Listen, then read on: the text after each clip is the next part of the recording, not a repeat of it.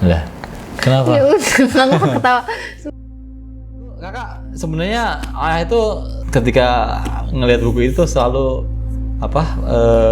melihat apa sih namanya masa lalu gitu. Ayah teringat pertama kali ayah bawa ini pulang dari kantor, karena ini waktu itu ayah beli ketika ada pameran buku di kantor ayah. Dan ini kamu tuh umur berapa waktu itu ya? Buku ini adalah buku yang ayah beli gitu ya pertama kali buat kamu. Di sini ayah tertarik beli buku ini sebenarnya karena salah satunya karena judulnya itu yang 365 hari bersama Nabi Muhammad SAW. Jadi dulu kecilnya ayah itu orang tua ayah Mbah Gong itu setiap malam itu selalu membacain ayah dongeng gitu.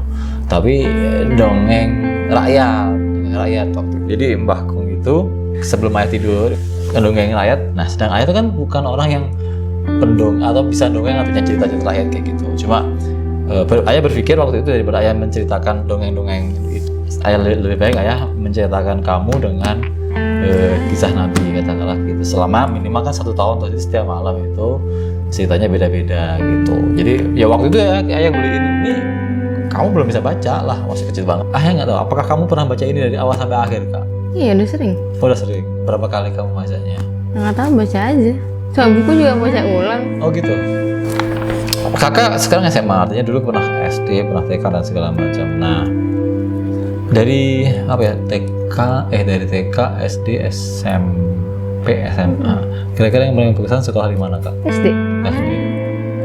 Karena sekolah SD aku sekolah di playgroup, jadi kayak membernya belajar. Oh, jadi sekolah kakak tuh SD itu karena dari playgroup, akhirnya kakak merasa nyaman di SD. Iya kan, itu. temen aku karena temen SD aku rata-rata temen TK. Temen TK, temen playgroup aku. Nah, teman playgroup atau teman TK? Playgroup. Jadi kakak tuh playgroup, TK, SD di satu tempat. Iya. Wow. Sebenarnya aku SMP terus katanya nggak boleh. Katanya kamu bosan nggak? Gak bosen nggak? Enggak. Ya makanya kan. Soalnya lingkungannya kamar, jadi kayak oke, aku mau di sini aja. Satu iya, cuma kan kalau kakak tidak move gitu, kakak akan kayak ya cuma di situ aja zona kan. Maunya di zona nyaman, kakak nggak punya pengalaman yang baru. Kakak kenapa salah satunya kan kenapa harus pindah supaya punya pengalaman di tempat lain gitu. Sebenarnya ayah suka bukan suka ya. Jadi dengan pindahannya kamu tuh istilah SD di sini, SMP di tempat itu, terus yang SMA-nya tempat beda lagi. Jadi kakak jadi sebenarnya punya pengalaman yang luas, dan karena dia nyaman di situ, di penangkaran itu, dari kecil di situ, ketika ditaruh di alam bebas, emang dia akan jadi ini mampu bertahan?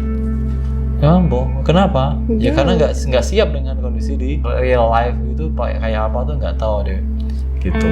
Makanya ketika sebelum dilepas mereka tuh ada kayak masa transisi dulu lah gitu, ada transisi dulu, dia kenal lingkungan apa segala macam, dikasih pengertian, ada gitu, bukan langsung dilepas supaya mereka bisa bertahan hidup kayak gitu. Nah, sama manusia sama aja gitu. Manusia tuh kalau tidak pernah di lingkungan yang dalam tanda kutip tidak nyaman gitu, dalam arti dia harus berjuang. Kalau selama ini semuanya disuapin, nah itu juga dia akan tidak bisa bertahan di lingkungan yang baru, atau lingkungan yang sebenarnya di kehidupan itu keras loh, Kak. Nah kayak gitu, saya suka ngomong kehidupan ini keras loh, Kak, gitu. Kehidupan itu nggak cuma yang kamu tahu, yang dalam arti ayah bunda bisa nolong kamu gitu. Ketika di luar sana kan kamu harus bertahan sendiri kan, kayak gitu. Nah kan contoh, tapi kan ketika itu kami tidak ngelepas kamu, ayah lempar di jalan langsung kamu bangkit jalan sendiri kan, enggak. Ketika sebelum kami lepas, masa transisi itu tetap kami dampingin. Kamu jalan sendiri lepas, kamu akan punya platform sendiri untuk bisa